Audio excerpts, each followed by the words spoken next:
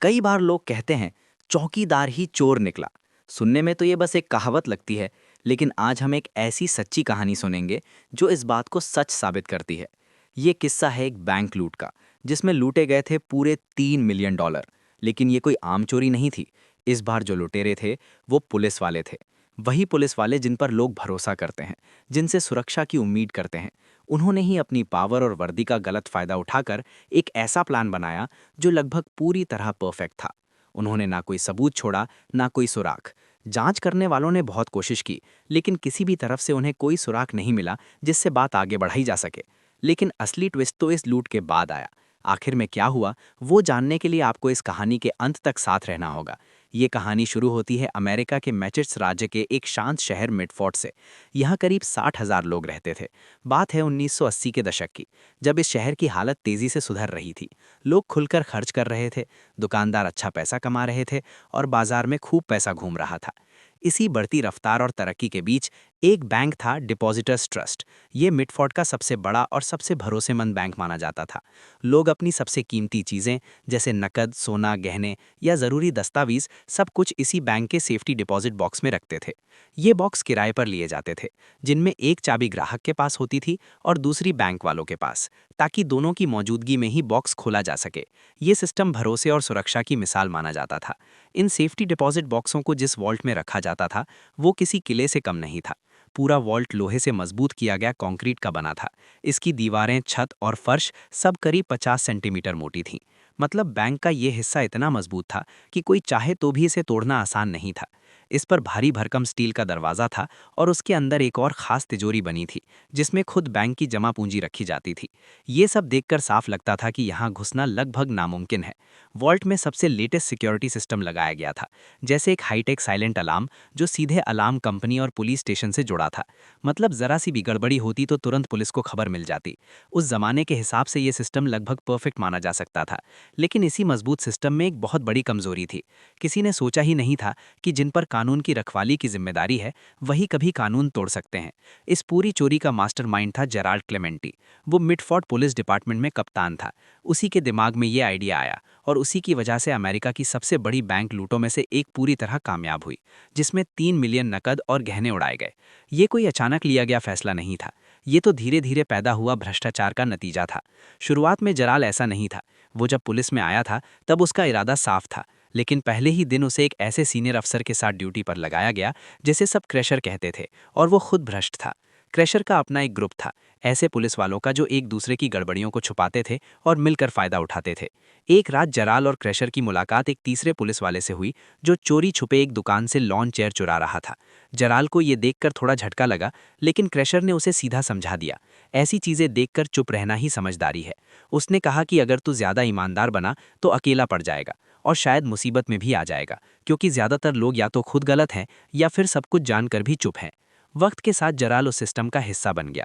उसे समझ में आने लगा कि वर्दी पहनकर चोरी करना कितना आसान है, और सबसे बड़ी बात यह कि आसपास ऐसे लोग हैं जो हर गड़बड़ी पर पर्दा डालने को तैयार रहते हैं। इसी कवर सिस्टम ने उसे हिम्मत दी अपने ओहदे का इस्तेमाल खुद के फायदों के लिए करने की, बिना किसी डर के। अब जराल्ड पूरी तरह से उस गड़बड़ सिस्टम का हिस्सा बन चुका था। उसकी जिंदगी अब चोरी की कमाई पर चल रही थी। उसका घर चुराई हुई चीजों से भरा हुआ था, महंगे फर्नीचर, टीवी, फ्रिज, इलेक्ट्रॉनिक सामान, सब कुछ। लेकिन इतने सब होने के बाद भी लोगों की नज़र में वो एक ईमानदार और कड़क पुलिस अफसर ही बना रहा। वो अपने जैसे भ्रष्ट पुलिस वालों को तो कभी नहीं पकड़ता था, लेकिन आम अपराधियों के खिलाफ बहुत सख्त था। इसी वजह से लोगों को उस पर भरोसा था। एक बार तो उसने अकेले एक खतरनाक गैंग लीडर को पकड़ लिया था। इसके लिए उसे मेडल ऑफ करेज दिया गया। ये पुलिस डिपार्टमेंट का सबसे बड़ा इनाम होता है, जो बहादुरी दिखाने वाले अफसरों को मिलता है। इन तारीफों और इनामों की वजह से उसे डिपार्टमेंट में ऊंचा ओहदा मिल गया, और फिर उसने उसी पोजीशन का फायदा उठाया ताकि वो अपने गलत काम और आसानी से छिपा सके। अब जराल दो जिंदगियां जी रहा था, एक जो सबको दिखती थी और एक जो छुपी हुई थी। उसकी पर्सनल लाइफ भी वैसी ही थी। एक तरफ उसकी बीवी और परिवार था, और दूसरी तरफ एक छुपी हुई प्रेमिका जिससे उसका अफेयर चल रहा था। ऐसा लगता था जैसे वो दो अलग अलग जिंदगियां जी रहा हो, एक जो दुनिया को दिखाता था और एक जो खुद से भी छुपा रहा था। हर साल बीतने के साथ वो और भी बेखौफ होता जा रहा था। उसकी चोरी अब और भी बड़ी होती जा रही थी, और पुलिस डिपार्टमेंट में उसका बढ़ता रुतबा उसे अजय बना रहा था। धीरे धीरे वो उस मोड़ पर पहुंचा जहां 1980 में उसने फैसला लिया, अब वो शहर के सबसे बड़े बैंक को लूटेगा। इतनी बड़ी चोरी का प्लान बनाना आसान बात नहीं थी। कोई आम इंसान तो सोच भी नहीं सकता था। लेकिन जराल को भरोसा था कि उसके जैसे भ्रष्ट पुलिस वाले उसके साथ खड़े रहेंगे। इसलिए उसने इस ऑपरेशन की तैयारी शुरू कर दी। इस बड़े प्लान में जराल का सबसे भरोसेमंद साथी था टॉमी डे। अब क्रैशर उसके साथ नहीं था, क्योंकि वो अब सीन से बाहर हो चुका था। टॉमी डे उन भ्रष्ट पुलिस वालों में सबसे करीब था जिससे जराल की मुलाकात 2 साल पहले हुई थी, और तब से लेकर बैंक लूट के प्लान तक दोनों ने मिलकर कई छोटे बड़े गड़बड़ वाले काम किए थे। इनका पहला बड़ा खेल 1978 में हुआ था, और वो काम इतना बड़ा था कि जिसने भी सुना हैरान रह गया। जराल और टॉमी ने पुलिस की प्रमोशन परीक्षा के असली पेपर चुरा लिए थे। फिर उन्हीं पेपर्स की कॉपियां बनाकर उन्होंने ऐसे पुलिस वालों को बेचना शुरू किया जो प्रमोशन पाना चाहते थे, और एक पेपर की कीमत रखी गई थी $3000। ये धंधा सिर्फ एक शहर तक नहीं रहा, उन्होंने पूरे राज्य में पुलिस वालों को ये पेपर्स बेच दिए। इससे ना सिर्फ उन्हें अच्छा पैसा मिला, बल्कि उनके जैसे भ्रष्ट अफसरों को फायदा भी हुआ। कई अफसर जो उनके क्लोज थे या जिन्होंने पैसे दिए थे, वो सब इन फर्जी तरीकों से ऊंचे पदों पर पहुंच गए। अपने सबसे करीबी लोगों को तो उन्होंने ये पेपर मुफ्त में भी दिए थे, ताकि उनके दोस्त भी ऊपर की रैंक में पहुंचें और पुलिस डिपार्टमेंट के अंदर उनका पूरा जाल तैयार हो जाए। इस तरह उनका नेटवर्क मजबूत होता गया। अब उनके पास सिस्टम के अंदर पकड़ भी थी, और यही पकड़ उन्हें और भी बेफिक्र और निडर बना रही थी। 1980 तक आते आते जराल और टॉमी ने मिलकर एक बहुत बड़ा फैसला कर लिया था। अब वो एक आखिरी और सबसे बड़ी चोरी करेंगे, एक ऐसी लूट जिसे करने के बाद उन्हें जिंदगी भर किसी चीज की चिंता नहीं करनी पड़ेगी। ये था उनका रिटायरमेंट हीस्ट। टॉमी पहले से ही उस बैंक का ग्राहक था, और उसका एक सेफ्टी डिपॉजिट बॉक्स उसी वॉल्ट में था। इस वजह से वो बिना किसी शक के बैंक के अंदर जा सकता था, और यहीं से उनकी चोरी की प्लानिंग शुरू हुई। टॉमी का पहला काम था बैंक की हर चीज को ध्यान से देखना और याद रखना। अब वो एक आम ग्राहक बनकर नहीं, एक जासूस की तरह बैंक में जाता था। उसने देखा कि वॉल्ट का साइज कितना है, कितने बॉक्स रखे हैं, बैंक का अपना कैश किस तिजोरी में है, वो तिजोरी कहाँ रखी है, यहाँ तक कि वॉल्ट के लॉक कैसे हैं और दीवारें कितनी मोटी हैं, ये सब चीजें उसने ध्यान से नोट की। टॉमी ने सारी जानकारी वापस आकर जेरा को बता दी। अब असली ऑपरेशन की प्लानिंग शुरू होने लगी। जेरा को साफ समझ आ गया था कि सिर्फ वो और टॉमी मिलकर इस वॉल्ट को नहीं तोड़ सकते। इसके लिए और लोगों की जरूरत होगी, एक मजबूत टीम की। सबसे पहले उन्होंने अपनी टीम में जो बैंक्स को जोड़ा, वो भी एक भ्रष्ट पुलिस अफसर था। अब टीम में 3 लोग हो गए। फिर उन्होंने चौथा आदमी जोड़ा, फ्रांसिस ओलेरी। वो पहले एक गैंगस्टर रह चुका था और उसे डकैती के कामों का काफी तजुर्बा था। अब उनकी टीम 4 लोगों की हो चुकी थी। लेकिन जेरा जानता था कि अभी भी कुछ कमी है, क्योंकि बैंक में जो साइलेंट अलार्म सिस्टम लगा था वो बहुत ही हाईटेक और सेंसिटिव था। उसे बंद किए बिना बैंक में घुसना नामुमकिन था, और जेरा को इलेक्ट्रॉनिक सिस्टम की कोई समझ नहीं थी। इसलिए उन्हें ऐसा आदमी चाहिए था जो इसमें एक्सपर्ट हो। यहीं पर उनकी टीम में 5वां आदमी जुड़ा, बकी बाहट।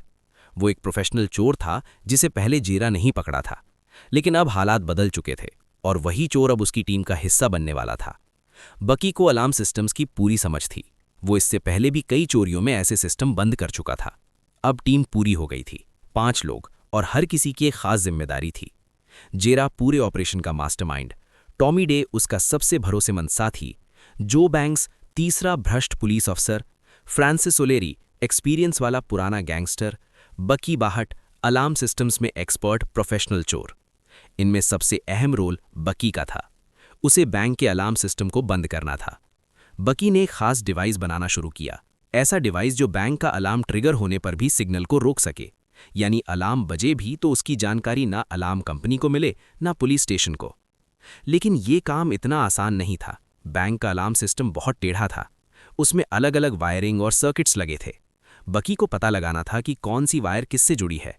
अगर उसने गलती से गलत वायर छेड़ दी तो या तो अलार्म तुरंत बज जाता या फिर पूरा सिस्टम खराब हो जाता, और तब शक होना तय था।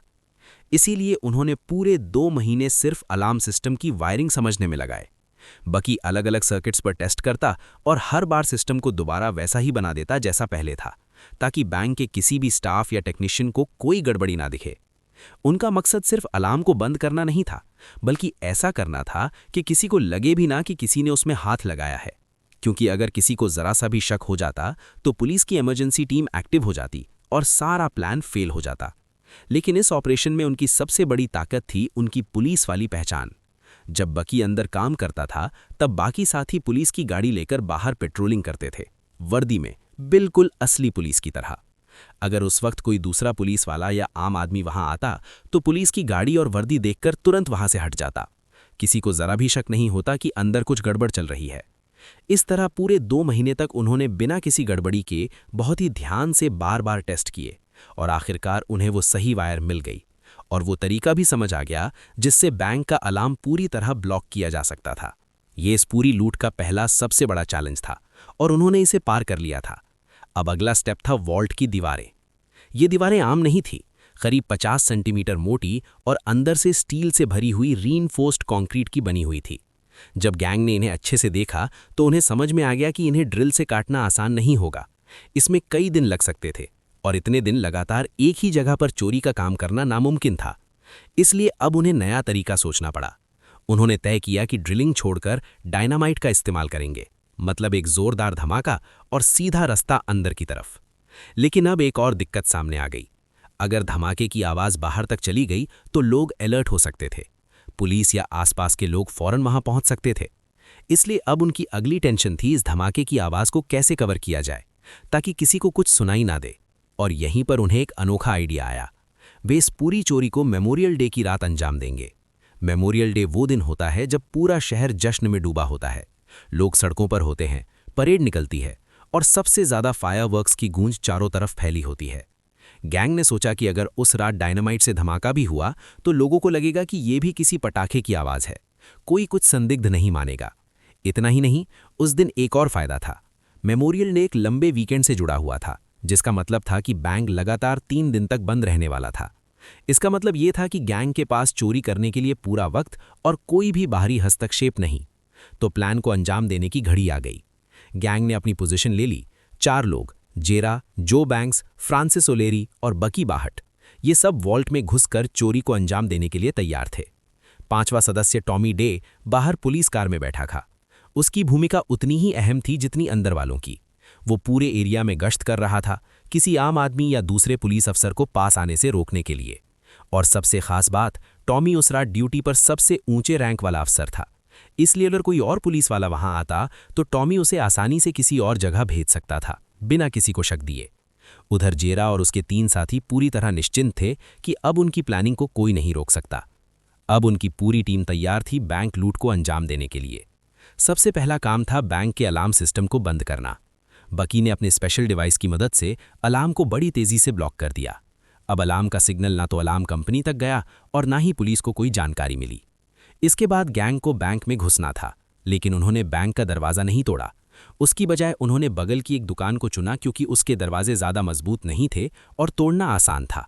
उन्होंने पहले दुकान में सेंध लगाई, फिर ऊपर अटारी छत के नीचे का हिस्सा तक पहुंचे। बैंक और दुकान के बीच एक दीवार थी जो उन्हें बैंक के वॉल्ट के ऊपर वाले हिस्से से अलग कर रही थी। जब वो अटारी तक पहुंचे तो उन्होंने देखा कि वो दीवार बहुत पतली और कमज़ोर थी। उसे तोड़ने में उन्हें ज़्यादा मेहनत नहीं लगी। दीवार टूटते ही उनके सामने एक रास्ता खुल गया जो सीधा बैंक के वॉल्ट रूम के ऊपर वाली जगह तक जाता था। अब गैंग वहां पहुंच चुकी थी, ठीक उस जगह पर जो वॉल्ट की छत के ऊपर थी। ये खाली सी जगह थी जहां पाइपलाइनें और वायरिंग जैसी चीज़ें थीं। इस जगह की फर्श ही वॉल्ट की छत थी, जो बहुत ही मजबूत रीइंफोर्स्ड कंक्रीट की बनी हुई थी। करीब 50 सेंटीमीटर मोटी ये छत अब उनका अगला टारगेट थी, क्योंकि इसी को तोड़कर उन्हें वॉल्ट के अंदर जाना था। अब उनका अगला टारगेट था वॉल्ट की मजबूत छत में छेद करना, ताकि उसमें डायनामाइट की छड़ें डाली जा सकें। इसके लिए सबसे पहले उन्हें छत में ड्रिल करना था, और ये तभी मुमकिन था जब बाहर का पूरा इलाका एकदम शांत और खाली हो। इसलिए जब भी गैंग कोई ऐसा काम करने वाली होती जिसमें तेज़ आवाज़ हो, जैसे ड्रिलिंग या ब्लास्ट, तो उससे पहले वे टॉमी से रेडियो पर संपर्क करते थे। टॉमी लगातार बाहर निगरानी कर रहा था। जब वो रेडियो पर बताता कि इलाके में कोई नहीं है, ना कोई आम आदमी और ना ही कोई पुलिस वाला, तभी अंदर काम शुरू होता था। क्योंकि अगर ड्रिलिंग के दौरान कोई आवाज़ बाहर तक पहुंच गई और कोई सुन लेता तो पूरी प्लानिंग खतरे में पड़ सकती थी। और ऐसा एक बार हुआ भी। ड्रिलिंग के बीच में ही टॉमी ने तुरंत मैसेज भेजा, तुरंत रुक जाओ। अंदर मौजूद चारों लोगों ने बिना वक्त गंवाए काम रोक दिया। टॉमी ने देखा था कि 2 लोग उस इलाके की तरफ आ रहे थे। ये दोनों दरअसल एक दुकान के मालिक थे जिनकी दुकान बैंक के सामने थी। हालांकि मेमोरियल डे की वजह से ज़्यादातर दुकानें बंद थीं, लेकिन ये शायद कुछ सामान देखने या सेट करने आए थे। टॉमी तुरंत उनके पास पहुंचा और उन्हें रोक लिया। उसने बिल्कुल शांत और भरोसेमंद तरीके से उन्हें बताया कि इस इलाके में फ़िलहाल आपराधिक गतिविधियों की आशंका है और फ़िलहाल यहाँ रुकना ठीक नहीं है। टॉमी की वर्दी, उसकी सीनियर पोजीशन और उसके आत्मविश्वास ने काम कर दिखाया। दुकानदारों को कोई शक नहीं हुआ बल्कि उन्हें पुलिस की तेज और सतर्क कार्रवाई देखकर तसल्ली ही मिली। दुकानदारों ने टॉमी की बात मान ली और बिना किसी सवाल किए वहां से चले गए। अब जब इलाका पूरी तरह खाली हो गया, टॉमी ने रेडियो पर अंदर मौजूद टीम को इशारा दिया कि वे अपना काम दोबारा शुरू कर सकते हैं।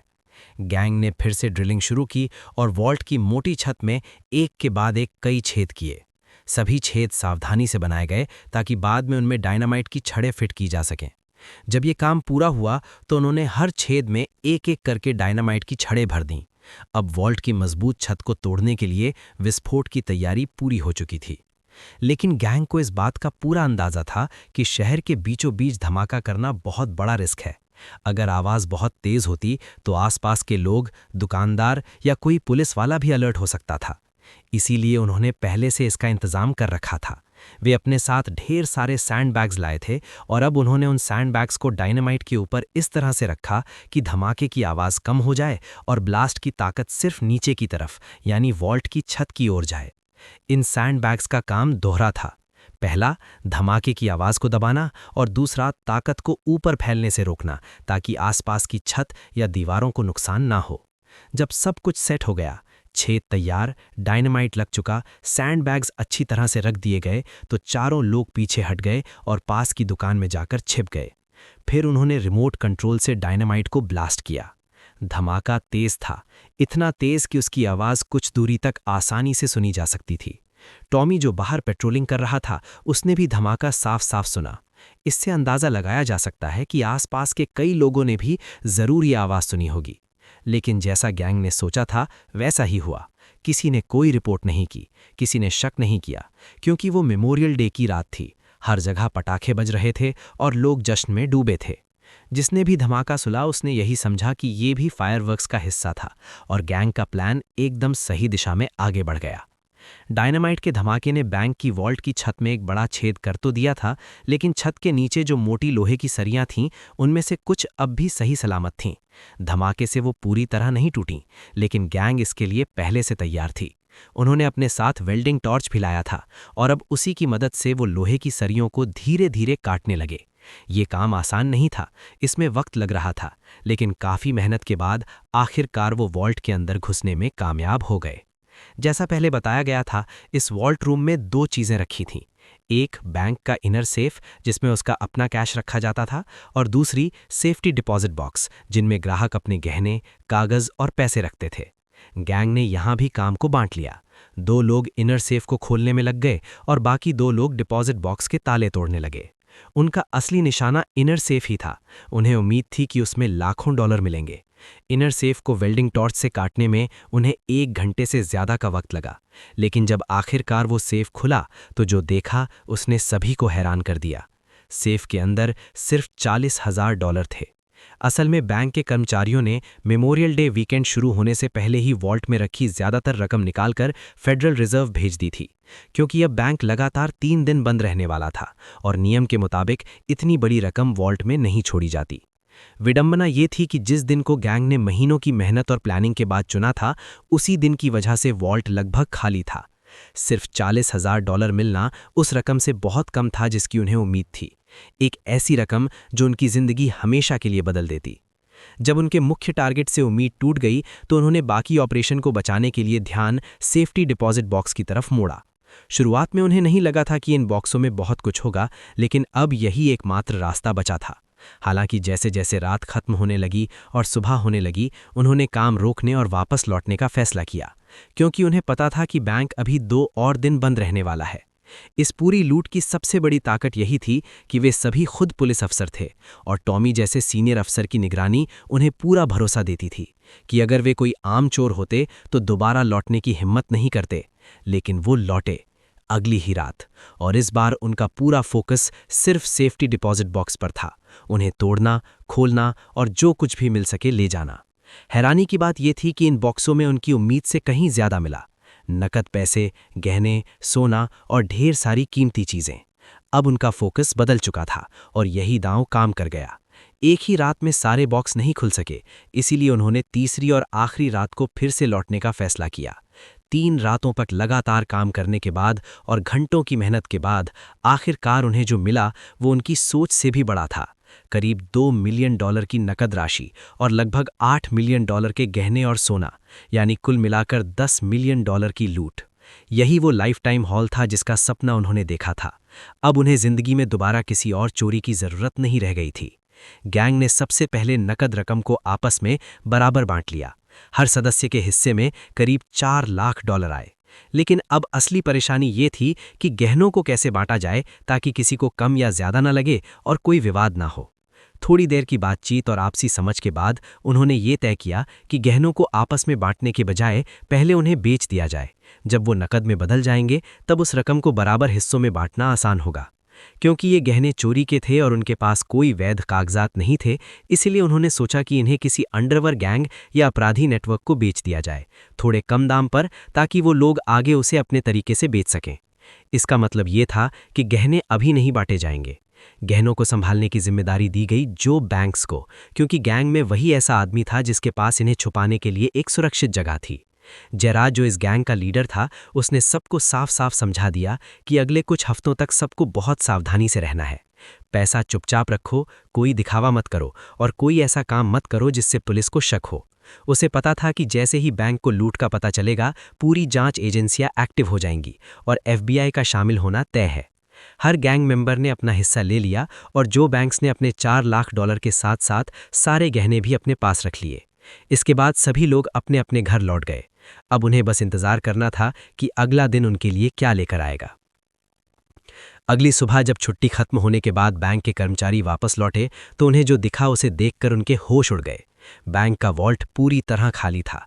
सेफ्टी डिपॉजिट बॉक्स टूटे हुए पड़े थे और छत में एक बड़ा सा छेद साफ दिखाई दे रहा था। जैसा अंदाजा था, मामला बहुत बड़ा था, इसीलिए FBI ने तुरंत जांच अपने हाथ में ले ली। स्थानीय पुलिस की भी एक टीम इसमें शामिल की गई और उसी टीम में टॉमी डॉर्सी भी था, जो कि इस पूरी डकैती का हिस्सा था। अब उसका असली काम शुरू हुआ। वो जांच टीम के हर कदम पर नजर रखने लगा ताकि अगर कोई सुराग मिले भी तो उसे वक्त रहते संभाल सके और सब कुछ कंट्रोल में रख सके। गैंग ने पहले से ही पूरी सावधानी बरती थी। ना कोई फिंगरप्रिंट छोड़ा था, ना कोई औजार वहीं छोड़ा गया और ना ही ऐसा कोई सुराग जिससे सीधा उन तक पहुंचा जा सके। लेकिन शुरुआती जांच में FBI ने जो अंदाजे लगाए वो गैंग के लिए खतरे की घंटी थी। FBI को यकीन था कि इतनी गहरी जानकारी और प्लानिंग किसी बाहरी चोर की नहीं हो सकती। जरूर कोई लोकल इंसान, बैंक का कर्मचारी, सिक्योरिटी गार्ड या खुद पुलिस विभाग का कोई अंदरूनी आदमी इस लूट में शामिल है। उन्हें पहले से ही पता था कि उस इलाके की पुलिस में भ्रष्टाचार फैला हुआ है, इसलिए उन्होंने खास तौर पर उन पुलिस अधिकारियों पर ध्यान देना शुरू किया जो उस रात ड्यूटी पर थे, जिनमें जरा और टॉमी जैसे सीनियर अफसर भी शामिल थे। जरा जानता था कि शक उस पर आ सकता है, लेकिन उसे पूरा भरोसा था कि उसने और उसकी टीम ने ऐसा कोई सबूत नहीं छोड़ा जिससे उन पर सीधा शक साबित हो सके। जब FBI ने उससे उस रात की उसकी लोकेशन के बारे में सवाल किया तो जरा ने जवाब दिया कि वो उस रात अपनी प्रेमिका के साथ था, वही छुपी हुई प्रेमिका जिसका जिक्र हम पहले इस कहानी में कर चुके हैं। जरा ने जानबूझकर अपनी मौजूदगी के लिए ये कहानी तैयार की थी, क्योंकि अगर वो कहता कि वो घर पर था पत्नी और बच्चों के साथ, तो खतरा था कि परिवार का कोई सदस्य कुछ उल्टा सुल्टा बोल देता और बात खुल जाती। उसे लगा कि सबसे सुरक्षित तरीका यही होगा कि वो कहे कि वो अपनी प्रेमिका बारबरा हे के साथ था, और हकीकत ये थी कि डकैती के बाद वो सच में वहीं गया था, इसलिए ये बहाना पूरी तरह से झूठ भी नहीं था। जरूर इस वजह से उसकी निजी छवि को थोड़ी चोट लग सकती थी, क्योंकि उसका अफेयर उजागर हो सकता था, लेकिन इस वक्त उसकी सबसे बड़ी चिंता थी खुद को इस लूट से बचाना। इसके लिए उसे एक पक्की गवाही चाहिए थी और ये जिम्मेदारी उसने बारबरा को दी थी। जरा पहले ही उसे समझा चुका था कि अगर पुलिस पूछे तो उसे यही कहना है कि जरा उस रात उसके साथ था। जैसा प्लान किया गया था, जब FBI ने बारबरा से सवाल किए तो उसने साफ कहा कि जरा पूरी रात वहीं था और कहीं नहीं गया। इसके बाद FBI ने अपनी जांच और तेज की, पुलिस के दूसरे अफसरों से पूछताछ की, बैंक के कर्मचारियों और आसपास की दुकानों के मालिकों से भी बात की, लेकिन इतनी मेहनत और गहराई से पूछताछ के बाद भी उन्हें कोई ऐसा सबूत नहीं मिला जो असली चोरों तक पहुंचा सके। जेरा और टॉमी, जो इस जांच को अंदर से देख रहे थे, अब खुद को सुरक्षित मान रहे थे। उन्हें लग रहा था कि FBI को कोई पक्का सबूत नहीं मिलेगा, इसलिए उन्होंने तय किया कि अब बस चुप रहना और इंतजार करना सही होगा। उम्मीद थी कि 1 साल के अंदर ये मामला ठंडा पड़ जाएगा, और वैसा ही हुआ। कई महीने बीत गए, करीब 1 साल गुजर गया, लेकिन FBI की जांच में कोई बड़ा सुराग नहीं मिला। लगने लगा कि अब ये केस बंद कर दिया जाएगा। जरा ने इस दौरान खुद को पूरी तरह शांत और छिपा कर रखा, लेकिन परेशानी उसके दो साथियों टॉमी और जो की वजह से शुरू हुई। चोरी के बाद जहां जेरल्ड पैसे छिपाकर संभाल रहा था, वहीं टॉमी और जो ने खूब पैसा उड़ाया। वो शराब, औरतों और नशे में डूब गए। उनकी जिंदगी सिर्फ मजे और पार्टी में कट रही थी। जरा ने जो के पास सारे चुराए हुए गहने रखवाए थे ताकि बाद में उन्हें बेचकर पैसे बनाए जा सकें, लेकिन जो ने गड़बड़ शुरू कर दी। वो कुछ गहने औरतों को गिफ्ट में देने लगा और कुछ ब्लैक मार्केट में बेचने लगा ताकि और पैसा उड़ा सके। जब टॉमी को ये बात पता चली तो वो बहुत गुस्सा हो गया। दोनों पहले ही नशे में डूबे रहते थे, इसलिए बात जल्दी ही झगड़े में बदल गई। गुस्से और नशे में चूर होकर टॉमी ने एक राइफल उठाई और जो को गोली मार दी। पुलिस मौके पर पहुंची और टॉमी को तुरंत गिरफ्तार कर लिया। अब पूरा मामला पलट गया था। ये घटना जब सामने आई तो जो केस पहले शांत हो चुका था वो फिर से गर्मा गया। हालात तब और बिगड़े जब ये पता चला कि जो अभी जिंदा है और गोली लगने के बाद भी बच गया है। क्योंकि ये झगड़ा दो पुलिस वालों के बीच हुआ था, इसलिए अब सिर्फ लोकल पुलिस नहीं बल्कि स्टेट पुलिस के बड़े अफसर भी इस जांच में शामिल हो गए। स्टेट पुलिस ने न सिर्फ उस जगह की तलाशी ली जहां झगड़ा हुआ था, बल्कि टॉमी और जो दोनों की कारों की भी अच्छे से जांच की। जब पुलिस ने जो की कार का ट्रंक खोला तो जो चीज़ वहां मिली उसने सब कुछ बदल दिया।